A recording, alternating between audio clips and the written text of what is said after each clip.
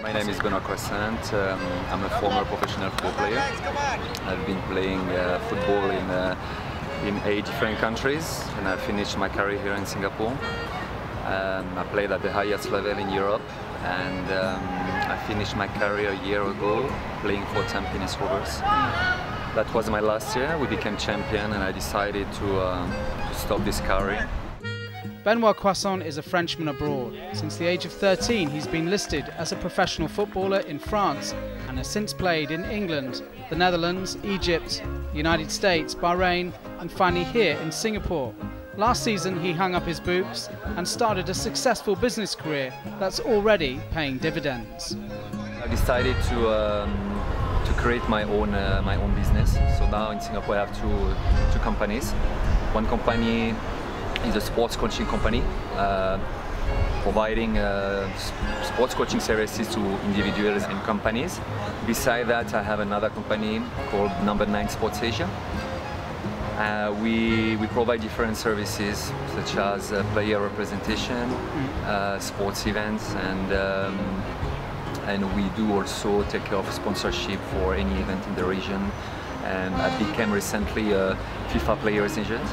So yeah, I do transfer players a bit everywhere, and also in Israel, Iran, US, and then now in Singapore.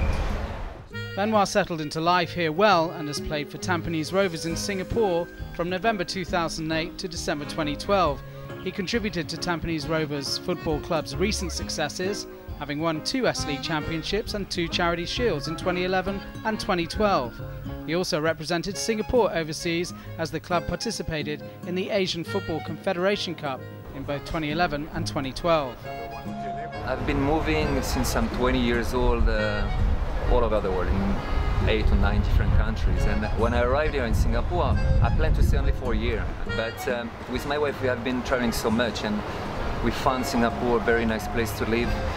It was a very nice place to get a bit of stability, to finish my studies. My wife found a very nice job as well, and we decided to stay here.